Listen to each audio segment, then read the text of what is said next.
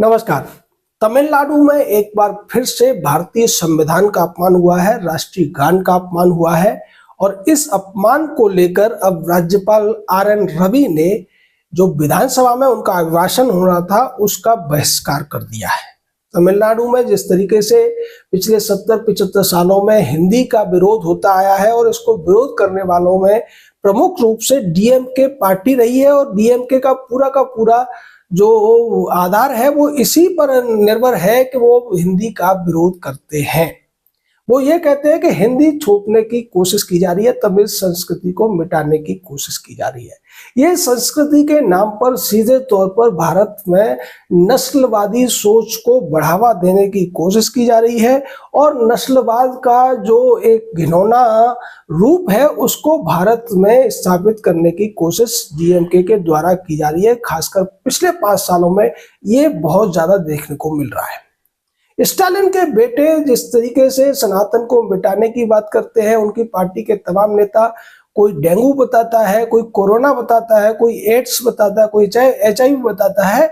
इस तरीके से वो उत्तर भारतीय लोगों को नस्लवाद के आधार पर नफरत का अपनी निशाना बनाने की कोशिश करते हैं। लेकिन अभी तक देखने को यही मिल रहा था कि खुलकर वो लोग केवल राष्ट्रभाषा हिंदी का अपमान कर रहे थे। आज की जो घटना है उसके बाद तो ऐसा लग रहा है कि भारतीय संविधान के भी विरोधी है और भारतीय राष्ट्रीय गान का विरोध करके, अपमान करके उन्होंने इसके सबूत भी दे दिए हैं। हालांकि डीएमके जो सत्ता में है उसके साथ कांग्रेस पार्टी उसकी गठबंधन की सहयोगी है और कांग्रेस भी उनका साथ देती हुई दिखाई दे रही है। जिस तरीके की राजनीति तमिलनाडु में होती है, चाहे एआईडीएमके हो या डीएमके हो, दूसरी पार्टियों को उनके साथ गठबंधन में रहना पड़ता है। अपने तौर पर वहां किसी का अन्य तीसरी पार्टी का वजूद नहीं पैदा हो पा रहा है। इसको लेकर भारतीय जनता पार्टी ने जो पिछले 2-3 सालों में वहां अपना वोट शेयर बढ़ाया है, इसके बाद तो और ज्यादा ये लोग तिलमिला गए हैं और यही वजह है कि ये जो सांस्कृतिक विरोध के नाम पर जो नस्लवाद वहां पर पनप रहा है, ये अब और ज्यादा उग्र रूप लेता हुआ दिखाई दे रहा है और इसकी आंच अब संविधान तक पहुंचती हुई दिख रही है। ये सब जो है वो अंग्रेजों के द्वारा दी गई एक फेयर नैरेटिव के आधार पर है। अंग्रेजों ने ये कहने की कोशिश की थी कि भारत में जो सिंधु घाटी सभ्यता थी उसके जो मूल निवासी थे वो दक्षिण में जाकर बस गए और जो बाहर से आए हुए आर्य थे उन्होंने पूरे उत्तर भारत पर कब्जा कर लिया। इसके पीछे कोई भी वैज्ञानिक आधार नहीं था। सिर्फ और सिर्फ उन्होंने जो इंडो यूरोपियन जो लैंग्वेजेस हैं उनके अंदर कुछ जो समानता है उसके आधार पर ये सारी की सारी थ्योरी गढ़ी थी। लेकिन बाद में जो सिंधु घाटी सभ्यता जिसे कहा गया था, मोहनजोदड़ो हड़प्पा तक जो सीमित थी, उसकी जो अन्य खुदाइयां हुई और पिछले 10-20 सालों में जो नए नए तथ्य निकल कर आए, कार्बन डेटिंग हो या फिर डीएनए टेस्टिंग हो, इन सभी ने ये साबित कर दिया कि ये जो सभ्यता थी वो आर्यों के आक्रमण से तहस नहस नहीं हुई थी बल्कि प्राकृतिक आपदाओं की वजह से तहस नहस हुई थी। और ये प्राकृतिक आपदाएं 1-2 साल नहीं बल्कि सैकड़ों साल तक उस इलाके में आती रही थी, जिसकी वजह से जो सरस्वती नदी इस पूरी सभ्यता की या पूरा का पूरा जो एक संस्कृति थी उसका आधार थी, उस सरस्वती नदी का लोप हो गया। इसकी जो 2 बड़ी ट्रिब्यूटरीज थी, एक यमुना और सतलुज, उन्होंने अपने अपने रास्ते बदल दिए।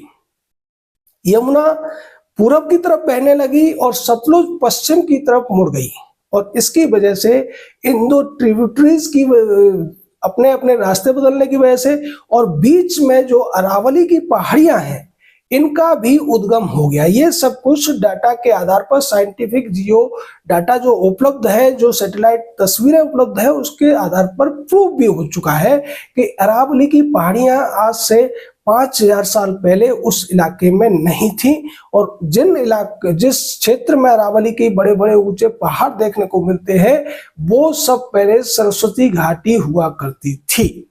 इसके अलावा जो दूसरे अन्य प्रमाण मिले उनसे भी ये साबित हुआ कि जो आर्य सभ्यता जिसे कहा गया है वही वास्तव में जो सरस्वती घाटी में रहती थी और इसका सीधा संबंध सुदूर दक्षिण के जो लोग हैं उनसे भी है।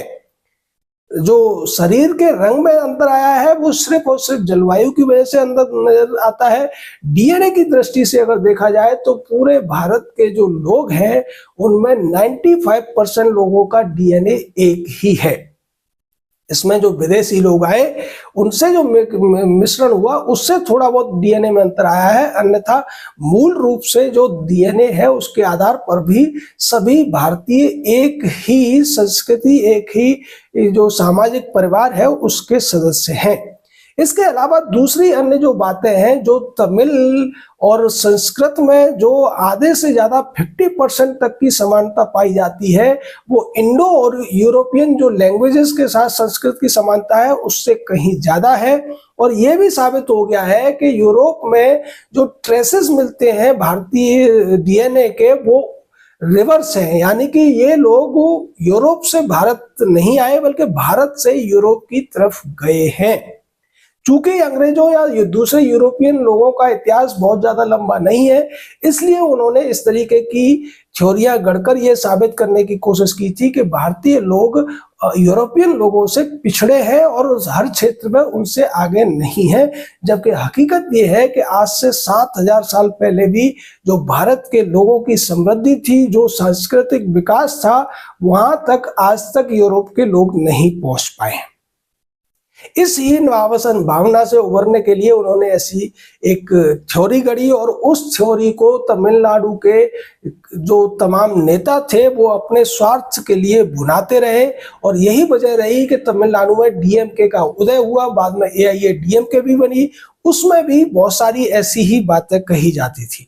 लेकिन अब जो बदलाव तमिलनाडु के लोगों में आ रहा है सांस्कृतिक तौर पर, साइंटिफिक रिसर्च के बाद, वो भी ये मानने लगे हैं कि हाँ, तमिल और संस्कृत में कोई बहुत ज्यादा भेद नहीं है।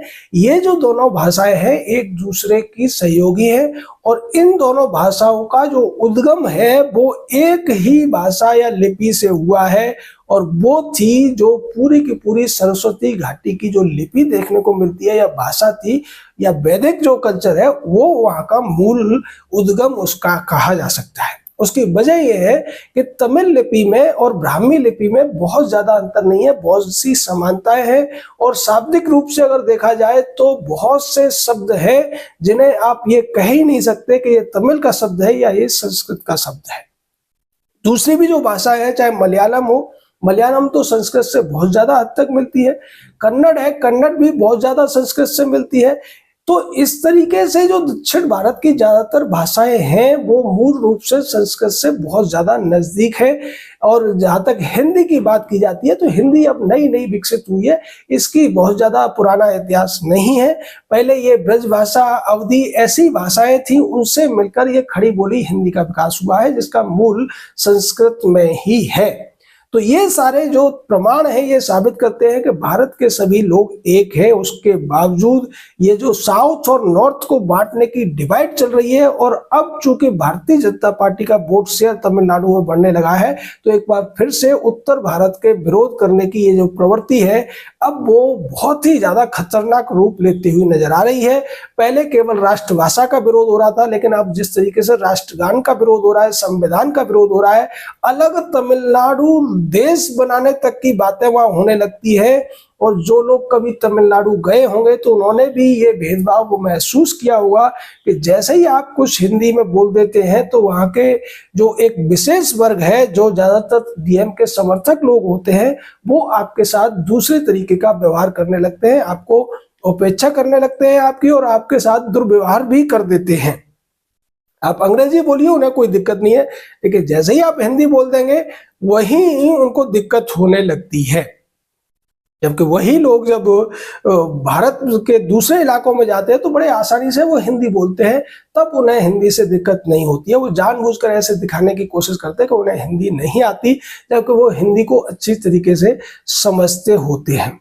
और ये जो कुछ हुआ है विधानसभा में वो डीएमके के उस घिनौने चेहरे से नकाब हटाने के लिए काफी है, जो वो अब इस सांस्कृतिक विरोध को नस्लीय विरोध की स्थिति में ले जाने की कोशिश कर रही है और कांग्रेस इसका साथ दे रही है। खाली कांग्रेस ही नहीं, जो दूसरी अन्य इंडी गठबंधन की पार्टियां हैं वो भी डीएमके का इस बात पर विरोध नहीं कर रहे हैं। पहले जब स्टालिन ने तमाम सनातन के विरोध में बातें की थी तब भी उन्होंने विरोध नहीं किया था, और अब जब राष्ट्रगान का अपमान हुआ है तब भी उनमें से किसी में इतनी हिम्मत नहीं है कि वो खुलकर डीएमके का विरोध कर पाए। ये इस देश में स्वार्थ की राजनीति के हावी होने का सबसे बड़ा दुष्परिणाम है जो देखने को मिल रहा है। इस सब को बढ़ावा दे रहे हैं तो खैरात की राजनीति वाले लोग या परिवारवादी जो राजनीति करते हैं, उनके लिए राष्ट्र, समाज या संस्कृति का कोई मायने नहीं होता, सिर्फ और सिर्फ सत्ता से उन्हें प्यार होता है। और यही वजह है कि सत्ता से प्यार करने वाली पार्टियां